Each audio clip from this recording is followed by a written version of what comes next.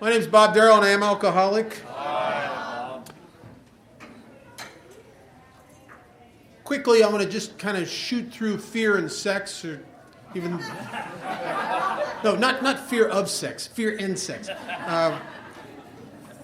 The next thing that in this unblocking the channel that it asks us to do is to look at and ultimately surrender by trusting God these fears that have driven some of us.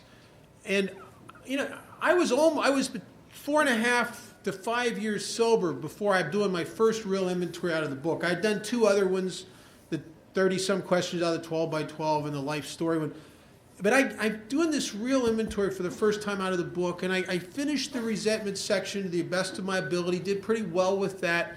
And I get to fears, and I remember like it was yesterday, I'm sitting at the kitchen table with a legal pad, and I got fears written over the top of the page. And I'm sitting there, and I'm drawing a blank. I can't think of anything I'm afraid of. And I knew that when I got sober, I was afraid of being homeless. I was afraid of doing 2 years in prison.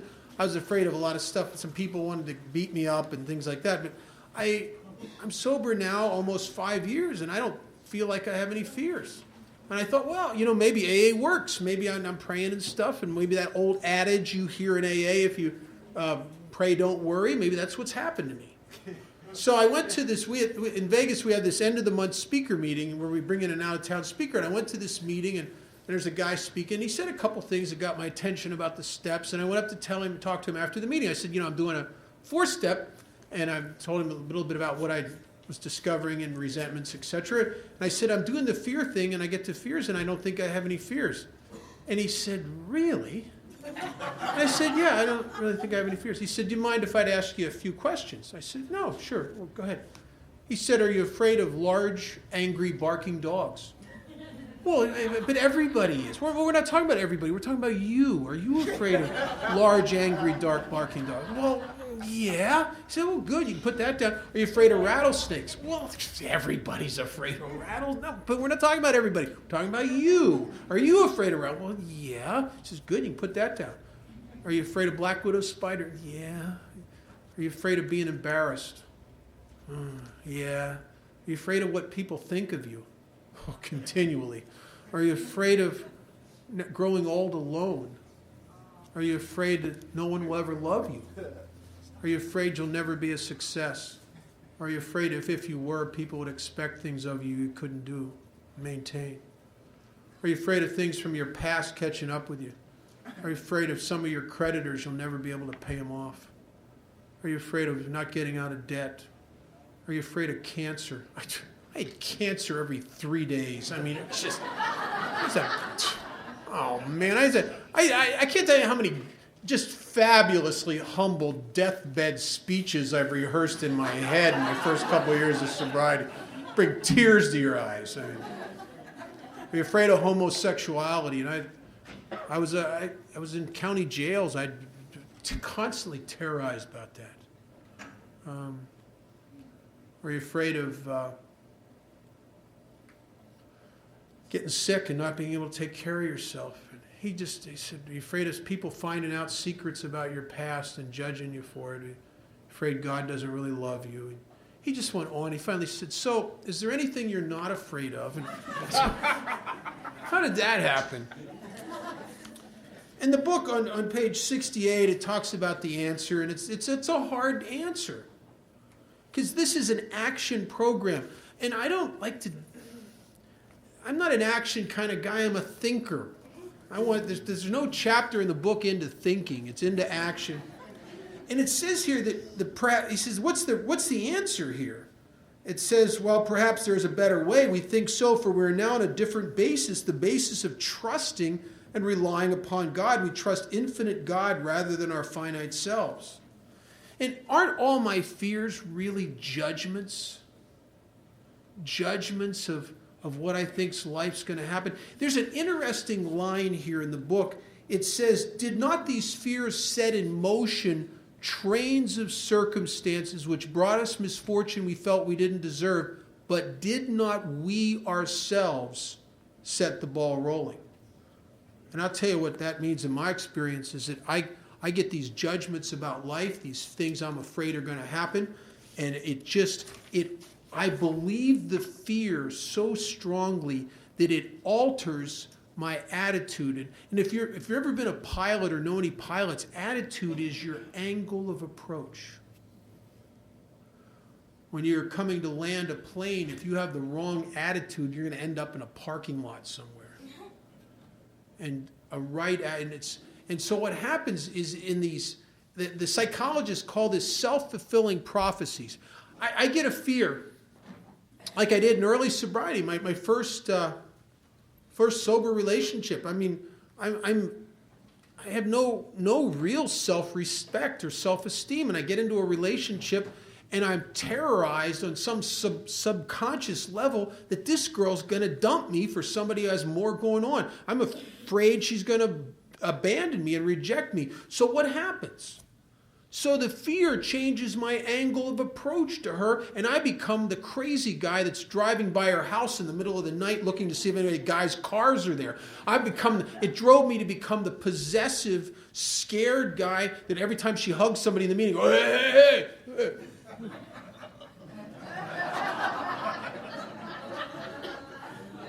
She leaves the room. I look through her purse looking for guys' business cards, right? She said to me, yeah, right. She said, yeah, I know. She said, hey, listen, when I'm out of line, I don't like me either. Let me tell you. We all get on the same page about Bob, let me tell you. She said to me one time, she says, you're always looking at me. And she says, I feel like you're smothering me. And what happened is I made that fear come true. I became the guy that literally drove her out of my life. And as she's leaving and I'm devastated and I want to go out in the garden and eat worms, there's a little voice in the back of my head that says, see, you were right. I like being right. My ego doesn't care if I'm dead. It just cares about being right. It doesn't care about anything else. It makes a judgment, and it's going to be right if it kills me about that judgment. Do you ever notice how you have a perception and a judgment about somebody, and then the evidence comes in overwhelmingly that you're wrong? Yeah, but I think he's really like that. I'm the guy that stands before a judge and says, guilty, Your Honor, but with an explanation. Yeah. So, the book says that these fears ought to be classed with stealing. They seem to do more harm. And I sat years ago with an old-timer, sober a long time. He was dying of natural causes. And he said something to me I'll never forget. He said, when you get to the home stretch, he said, and you look back over your life, it's not the mistakes you regret. It's the people that I was afraid to love and the things I was afraid to try. And fear will rob you of your very life. God will throw opportunities for love and abundance at you like the flow of a river. And my fear just goes like, throws it away, pushes it out. Nah, that wouldn't work. I wouldn't like that. Nah, they're an idiot. Do you ever, I don't know what, I dislike at depth people I don't even know. Where does that come from? Where does that come from? It comes from the great I am. The thing I got to get my life out of, it's not so much I have to turn my will and my life over to the care of God. I got to get it out of the hands of this idiot, right? That's really what this is about. It's if nothing else, if you can get your hands off of your life, you will stop hurting yourself. So the answer, it says, is trust. And I have a hard time with that, and I don't really know what trust is. And I go to a retreat, and the guy, this retreat, we're sitting talking between the sessions, and I tell him, I said, I get a lot of anxiety. I worry a lot. I'm in my head a lot. And he said, well, do you believe in God? And I said, yeah, I believe in God. I'm sober longer than I've ever been in my whole life. I know I didn't do that. That's God. He says, you pray? I said, I pray every single morning and every night. I do not miss. And I still don't to this day. He said, well, you have a lot of faith and you pray a lot. He says, but guys like us, we can have all the faith in the world and pray constantly and still die of alcoholism. He said, faith isn't enough. He said, you have to have trust. He says, I'll tell you what the difference is. He said, if you went to a circus and you sat in the audience and you watched a tight wire act and you watched a guy come out to the edge of the platform pushing a wheelbarrow, you could sit in that audience and have all the faith in the world. He's a professional. I know he can cross that tight wire pushing that wheelbarrow. I bet she's done 1,000 times. Absolute faith he can do it. But if you had trust, you'd go up and get in the wheelbarrow. And I thought, whoa, wait a minute. I don't want to get in the wheelbarrow. I want to read about getting in the wheelbarrow. I want to talk about and discuss getting in the wheelbarrow. I'd like to philosophize about getting in the wheelbarrow. I just don't want to get in the wheelbarrow because I'm afraid. I don't trust God. That's the bottom reality. Why I worry so much in my head is I don't trust God. See, I'm afraid we're going to get about halfway out that wire and I'm going to hear this voice that's going to go, is that Bob? Is that little guy plays with himself? Bob, you know? Well, I mean, I have a tremendous sense of unworthiness when it comes to God. But what happens to guys like me? Page 53, it says that we will become crushed by self-imposed crises we cannot postpone or evade. And we will have to fearlessly face the proposition. God is either everything or he's nothing. He either is or he is. Bob, what's your choice going to be? And many times in my sobriety, it's really come right down to that. I'm so scared and so terrorized over a situation that I absolutely can't control or change. And I've been forced to get in that wheelbarrow. And what happens is I get to the other side and it's good. It's all right. I've been safe and protected. And I don't know how many dozens of times a guy like me has to do that before I start to get it that the wheelbarrow is a safe place. It's really a lot safer than the audience. I don't know how many. I was talking to Dave at dinner last night about how, like, I'm flying into a hurricane. People are calling me all the time, oh, you're worried about that? No. I trust God. It's not that I'm not afraid of things anymore. I still get fear, don't get me wrong, but it does not affect my actions. And the whole deal about getting in the wheelbarrow, it's not to be free from fear and anxiety. It's to act like someone who is. And then what happens is if you act this, I'm absolutely convinced of this. I've spent a lot of my life believing that things were going to turn to crap, and it affected my angle of approach, and what happens is life is crap. And I get to be right about that. And if I believe and trust in God and I act accordingly, and my angle of approach towards my life is that of someone who I'm acting like someone who is in God's hands, you know what happens is I get to be right about that too. I get to with God's power, we get to recreate our lives. But I am not the deal. It is the power that works in my life that makes that happen. And I trust in God more than I ever have. More today than I would have believed possible at 20 years sober or 15 years sober.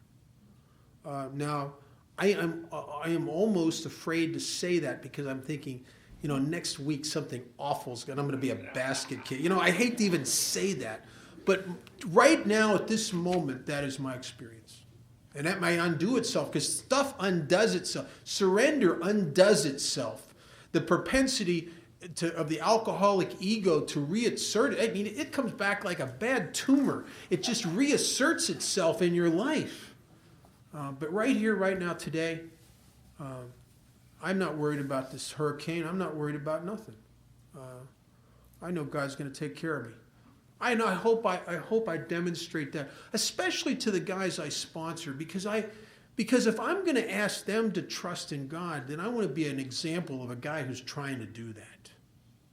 I want to be an example of a guy. When they look at me, I want them to see a guy. I want to encourage them to get in the wheelbarrow. And for me to encourage them to get in the wheelbarrow, I got to be trying to keep in that wheelbarrow. Because that's the way Alcoholics Anonymous works. We're the primary examples of how to do recovery of the people we sponsor. I think I was sober probably 17 years before I awoke to that my behavior was no longer just about me, that I had a responsibility here. I don't know. I didn't sign up for it. I didn't want to be an old timer in AA. I just didn't want to die of alcoholism. But you stay active in Alcoholics Anonymous and you sponsor people, not because you're wonderful, but because that is absolutely the only thing I can do to survive this disease. And as a result of that, I end up placed in a position where there are new guys in our group, and some of the guys I sponsor, whether I want the position or not, they're looking to me and my actions as the primary example of how to conduct themselves sober. My actions are my vote for them on how they ought to conduct themselves in AA and in their life. I'll tell you something, when you wake up to that, I started finding myself ashamed of some behavior that I probably could have went on for years doing.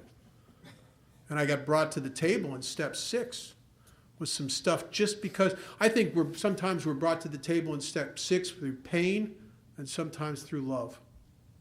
And I started coming to the table in step 6 on some of this stuff because I loved you. Didn't come here wanting that. That was not on my agenda. If you'd have had me make a list of things I wanted to see in my life in 10, 15, 20 years, loving people would have not been on the list. Being loved would have been on the list. But not loving people. So, that's the answer to the fear problem, is to trust God. Now, about sex. You know, isn't it funny? The inventory of sex is not about sex. It's about hurting God's kids. It's about harm. It's about selfishness. It's about dishonesty. It's about how these inherent defects of character, which are part of who I am, are exasperated by sexual energy. How I have a greater propensity when it comes to relationships to be almost delusionally dishonest. When it comes to relationships to be I don't even know it's not that I'm lying. I'm presenting a creative, upgraded version of Bob. This is the Bob on steroids on a good day, Bob, right? The Bob that I'm not really that guy. I'm that guy on a very, very good day, but I'm not really that guy. I sponsor a lot of guys. They call me up, usually after they're in a relationship about 6-8 months, and they go, she's changed. No, she just couldn't maintain the wonderful all the time facade anymore. And she's saying to her sponsor, he's changed. He doesn't hold the door for me anymore. He doesn't bring me flowers anymore. Well, that was never him to begin with. That was him coming from behind, being something he's not because he believes the lie that as is, nobody's going to love him. That's him. That's not the real him. We have a great propensity for dishonesty. And as a result, in this sexual inventory, I'm not really looking, it's not about sex. Matter of fact, the book is very clear. We're not to be the arbitrator of anyone's sex conduct. It's about hurting God's kids. And I'll tell you something I believe from my experience, and I know this painfully true. If I hurt one of God's kids, I can't do that without hurting myself. I can't. There's an old American Indian proverb, a story about this earthworm who's a big, like an alpha earthworm that staked out this piece of grass, this piece of ground that is very nutrient-rich soil, and it's his territory. And he just burrows through this ground, patrolling, make sure no other worms are in there eating his stuff, and he's very territorial. And one day he's burying through there, and he comes across another earthworm. And he starts jockeying, in the aggressive stance. And next thing they know, he attacks his other earthworm to find out he's attacked his own tail. Right? And you see, when I hurt you, I have never hurt another person on this planet without paying a price for it, without somehow attacking myself. Because I think in the realm of the spirit, the thing that the book talks about, I think when we enter into the realm of the spirit, I start to get that I am you. And so we're looking to, because it's the harm creates the separation. And that's why the amends process is so very, very vital and important. It's in the amends process that I start to really undo the separation by my actions. Page 76 is the section on step 6 and 7. I'm not going to really get into step 5 because it's self-explanatory. It's just, you just do it. You just do it. And the book basically says, if you don't do it, you'll drink again. It says you probably won't stay sober. First reason best reason first for doing that step. You probably won't drink again.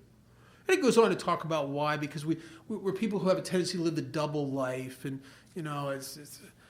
I'm the person that loves everybody on the outside and judges everybody on the inside. I'm that guy. So it brings us to step 6. And on the top of page 76, it says, we have emphasized willingness as being indispensable. Are we now ready to let God remove from us all the things which we have admitted objectionable? Can he now take them all, every one? The selfishness, the dishonesty, the resentment, the fear, all the different manifestations, as it says in the book, were driven by 100 forms of that stuff. Am I ready to have God take them all, every one? It says, if we still cling to something we will not let go, we ask God to help us be willing. Thankfully, there's nothing in Alcoholics Anonymous I am asked to do that I can't do. Nothing. I think from the moment I take the third step, my life breaks into my business and God's business through every step. And in step 6, it's my business to ask for the willingness of something I can't let go. It's my business, and it's God's business to provide the willingness. If I get to step 6, and there's a couple defects of character which I had that I know intellectually I really should give this up. But the truth is, I can't imagine life without it, really. Really. What if I really seriously asked God to remove my anger and he did? Then who would stand up for me when I'm threatened? I secretly believe life would run me over if I didn't stand up for me. If I asked God to remove my lust and he did, oh my God. I mean, is that something Viagra would overcome? I mean, what do you do? I mean, just watch a lot of TV. And part of the problem with me is not only the fear, but every defect of character has 2 parts. And Bill talks about this in his story. In his story in the beginning of the book, he goes through a thumbnail sketch of the steps, and he says something there that is it's different than anywhere else in AA literature when he talks about step 6 and 7. He asks God to remove these things, and he says root and branch, as if there's 2 parts to every defect of character. And that has really been my experience. There's the branch, the thing that's poking in the eye, and what that is the consequences of the defect. But then there's the root, and in the root is the illusion of value, is this illusion of security, the illusion of validation. I mean, everybody I know wants to be free of the sleeplessness and that feeling in the pit of your stomach that you get from a deep-seated resentment you can't let go of, that you just churn about. We all want to be free of that. But are we willing to give up the pleasure of judgment? And you can't separate one from the other. That's like saying to God, God, take away my hangovers, but let me drink. I mean, it's a package here. It's a package. And so what I discovered in step 6 is I'm a hypocrite. I go to God. I'm not asking to remove the defect. I'm asking to remove the consequences. Really. And what is the defect? I think my defects of character are defense mechanisms that I have developed over the years that at one time worked a little bit. And then I beat them to death and they don't work anymore. Just like alcohol at one time worked very well. And then I beat it to death until it was killing me. And just my character defects and my deal with alcohol and AA were very similar. I couldn't come to you and really get into AA as long as I secretly had the illusion that I could control and enjoy my drinking. As long as I secretly, subconsciously believed there was still value in the bag and the bottle, I wasn't really ready for you, and I had a back door out of Alcoholics Anonymous. But once I got to that point where I knew that I had wrung all the fun out of it and it's killing me and I can't stop, then it was very simple for me to come to you. And the same thing is true for a lot of my character defects. I don't become entirely ready as much as I wear them out. I mean, I just wear them out until they're a broken, smoldering carcass laying in the road. Then I'm trying to kick them and get them to ride again, you know. Because it worked at one time. And without him, I'm scared. And I'm scared why? Because I don't trust God. I don't want God to take away my anger because who would protect me? Maybe he would. I don't want God to take away my lust and my greed and my all that other stuff because what would I do to fill my vacancies? Maybe God would and helping his kids would fill them. Am I really ready to turn all of this over? Really? And I think that the story of step 6 is really the story of our recovery. My sponsor has a great analogy. He says you come to Alcoholics Anonymous, it's like throwing the towel in, and then he said you get just enough self-esteem to be dangerous and you sneak the towel back, and you'll spend the rest of your sobriety tearing off little bits of it and throwing it in the IRS and the kids and the family and the job, and spend the rest of the life surrendering little bits and pieces of it. And I think that's pretty much true for me. And this prayer, this 7-step prayer is such a remarkable prayer. I think that if the old adage is true, that making a decision in step 3 is like 3 frogs sitting on a log. One makes a decision to jump in the water. How many are still on the log? And the answer is 3 because he only made the decision. I think if you really do step 6 and 7, you hear the splash. That's the splash. When I really can abandon myself of the defective defense mechanisms that I have used futilely to shore my life up and try to make me valid and whole. And the reason is that I'm a victim of this delusion that I can wrest happiness and satisfaction out of this world by managing well. And isn't that funny that we all come from that place of just obsessively trying to make our life right? And I don't know a group of people on the planet that have ever spent more money, more time, more obsessive energy in trying to make themselves happy as we have, and the end result is most of us wish we were dead. I mean, can you connect those dots? I mean, right, we're talking about absolute surrender in sobriety. The second and greatest surrender is in step 7. Surrender has a bad rap in our society, but I'll tell you something. You look at surrender historically, it's a good deal. One of the most fear-wrought surrenders probably in history occurred in the Pacific in the mid-1940s when the Japanese Empire was forced to surrender unconditionally the United States of America. And the only reason they had no alternative. A, they were alcoholic and could not manage their own lives. B, human power could relieve their alcoholism. C, the United States could and would if they were sought. They had no choice. There have been 2 atomic bombs set off at 2 of their industrial centers, Hiroshima and Nagasaki. They had no atomic weapons. They had no way to defend themselves again. They were screwed. And I can't imagine a more fear-wrought surrender, because they had to surrender to us in the face of the knowledge of what we did at Pearl Harbor, what we did at the prisoner of war camps in the Pacific, all the men, women, and children and soldiers that they'd killed. Imagine the terror in that.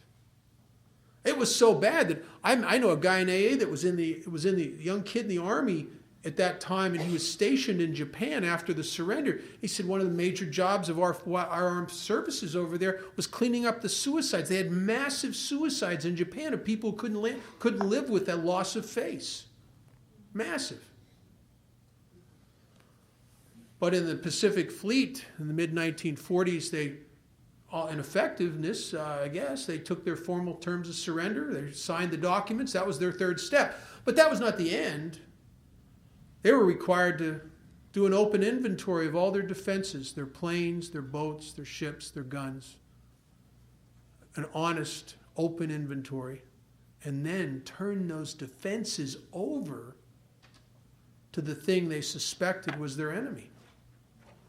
And I'll tell you something, as far as I know, the Japanese have never reneged on that position.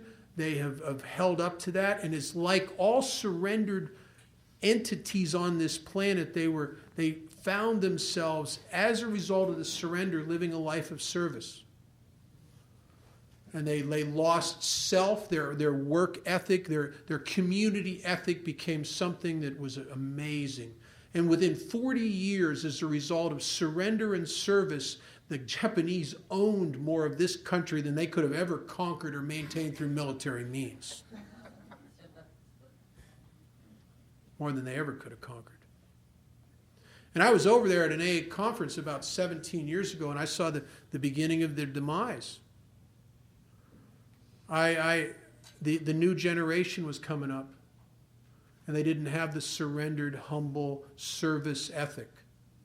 And every kid you saw under the age of 30 had shirts on with American sayings on it. They all had boom boxes, listened to American music. There's some of the greatest restaurants in the world are in Japan. I mean, food is an art. But there was one restaurant you couldn't get into. It had a line 2 blocks long. It was McDonald's. I saw that and I thought, that's the end. Put a fork in them. They're done. I mean, they're done. And what happens is their economy and their very lifestyle started to deteriorate as self started to reinsert itself into their culture. And in the world of the spirit, what's true for a business or a family or an individual must be true for everything across the board. When the spirit gets sick, everything else follows along. The Japanese have had a tough time the last few years financially. They were the number one world power economically years ago. They were on top of the food chain. They're not anymore. But I think, and I'm sure sociologists would argue with this, or anthropologists, but my belief is the spirit of their culture got sick and they started to deteriorate. And I don't know. I saw rampant alcoholism over there when I was there. It was a way of life. It was a way of life. So this is really the formal terms of surrender. This 7-step prayer is wonderful. When it says, my Creator. So I'm addressing the person, the thing that made me, that knows more about me than I do. My Creator, I am now willing that you should have all of me, good and bad. For some of us, that's a novel idea. I think secretly a lot of us think that we can't bring ourselves to the table with God until we clean our act up first. And that is a deadly, deadly prejudice.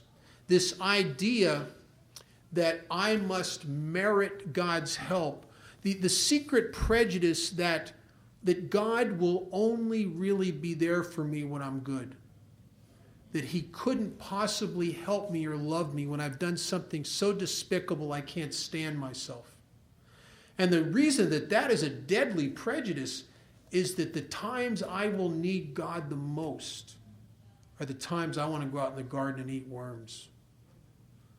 And I better have a God that's there for me under all conditions good and bad. I need to be able to give myself to God, good and bad.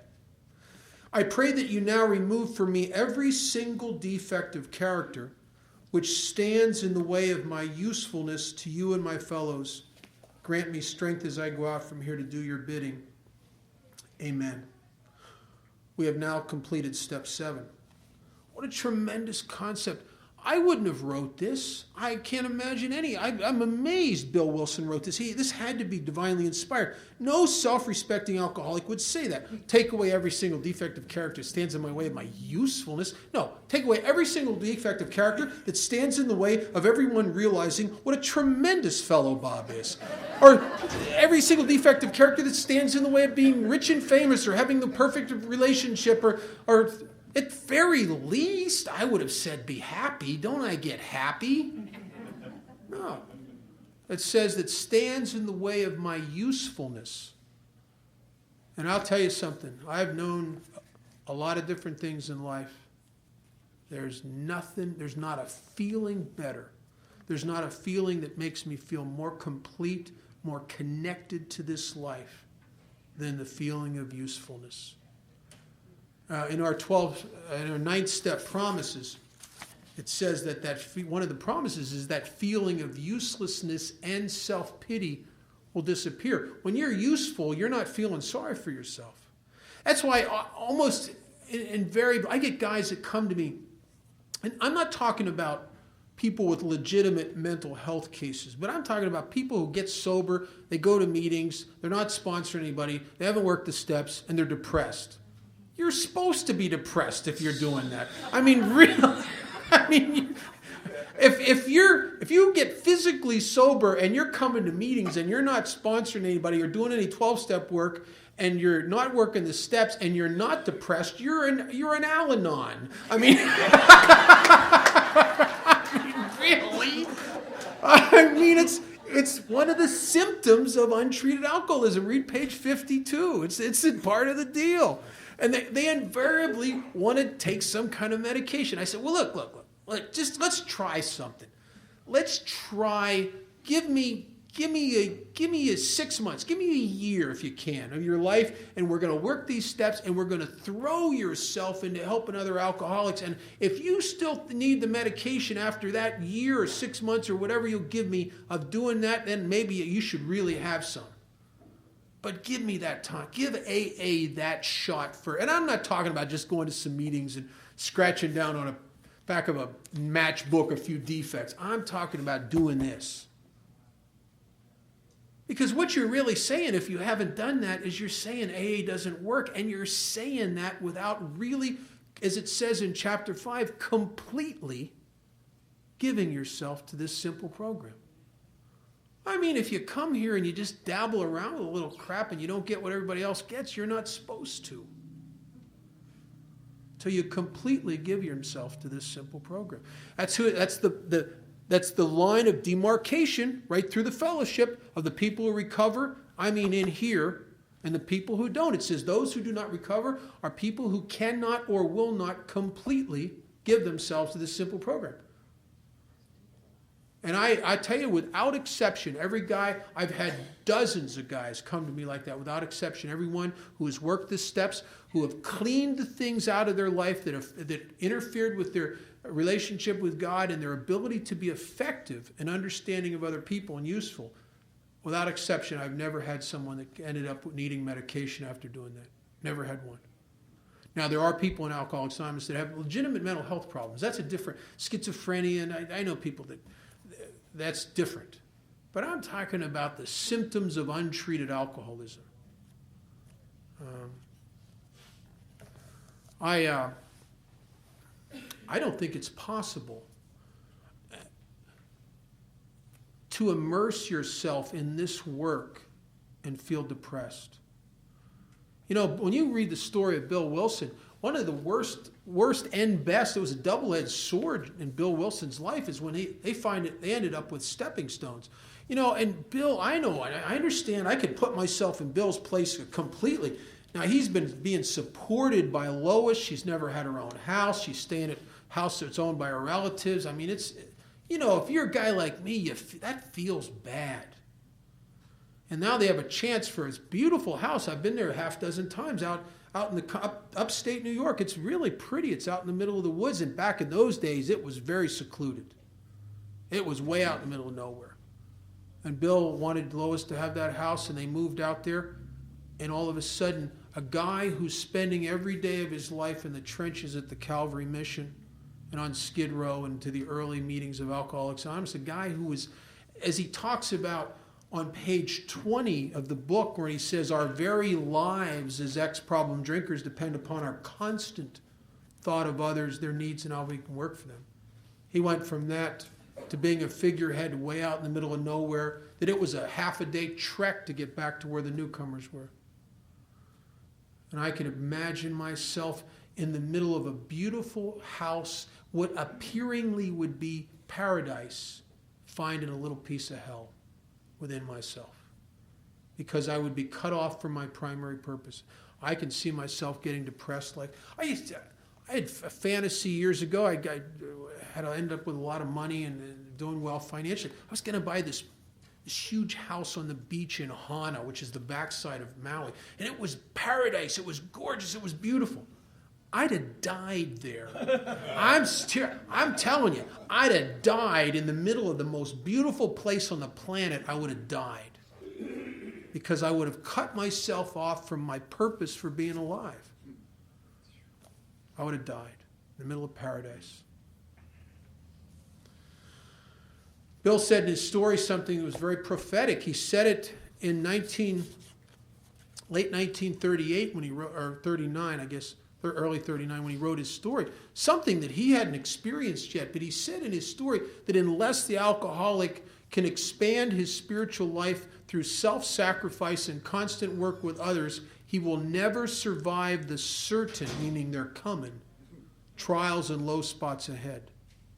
Bill hadn't even had his yet. And when he moved away from New York City and he all of a sudden was no longer expanding his spiritual life by being in the trenches. That's why guys like me and a lot of the people I hang out with, we just constantly showing up for looking for the new guys, constantly fishing. I still go on 12-step calls. I answer the phones for central office. I go to hospitals and institutions. Basically, if I'm serious, really serious about being in the wheelbarrow, if I'm really serious about carrying out that decision in step 3, then I must set aside all my judgment of what is ever presented to me. And when AA says, come and do this, I just say yes. There's no, it's service without judgment. I think it's a dangerous stance for me to say, well, I'm not going to go to that conference. They don't really reimburse me enough. Or I'm not going to go down that detox. Those people don't really, they're too poor. Or I'm not going to go over there. I don't think I'd help. If Alcoholics Anonymous, if I am serious about the decision in step 3, then when AA asks me to do something, there's only one answer. It's yes. If I can do it. Now, if I have another commitment or something else with my family or my daughter or something, that's a whole different story. But whenever there's an opening and an opportunity to say yes, it's my job to say yes. But the hard problem, if you're like me, the great cry of the alcoholic is, well, that's fine. But what about me? What about me? And, I'll try a little experiment. If you're sober a little while and you're a little down, a little blue, and you're not working with any newcomers, and try a little experiment. And maybe you're starting to suspect you need to see a psychiatrist. Maybe you really need to get into yourself a little more. I'll tell you, try experiment. Spend the next month just working on you. Spend the next month doing for you, analyzing you, trying to make you better. If you survive that month, take a month and devote it solely to trying to help God's kids. You live and breathe service. That's all you're about for that month. And I'll tell you, if you have the same malady of the Spirit that I have, at the end of that second month, it'll be as clear as anything you've ever seen, that this is the answer. There's something about me that I have an absolute inability to enhance my own life by working on me. And yet, my life is really good today. It's not perfect. actually, it is perfect, but let me think about it for a couple minutes. And it is great, and it's in direct relationship to how much I walk away from my life and help other people. I think that's the deal here. I think that's my purpose. I think the 12 steps of Alcoholics Anonymous are designed to allow me to carry out the decision that I must desperately need to make in step 3, so I can get my life out of the hands of an idiot. And as a result, I get closer to you. The book says a promise. It says God will show you how to create the fellowship you crave. And isn't it odd behind the bluster how we all say, I don't need anybody. And most of us feel like we're dying of loneliness. That in this purpose, of this primary purpose of helping people that are like me, I find the way to create the fellowship I crave. And I always have craved fellowship. I have never felt more connected to God as when I'm connected to you. The closest I've ever felt to God in my whole life is usually when after listening to a 5th step, or after spending 3 or 4 hours with a guy who's wanting to kill himself. Because that's when I feel the sense of usefulness, and that's when God's presence is the most concrete and real in my life. There's an old poem that was in the Grapevine years ago. I hate people that read poetry in AA meetings. I really, but it's a great poem. It was in the Grapevine, and I'm going to risk being a guy I don't like. And it said, I sought myself and could not see. I sought my God, he eluded me. And then I sought my brother, and I found all 3. It is in the fellowship of the Spirit, as the book says, join us. We shall be with you in the fellowship of the Spirit. Thank you for sitting and listening.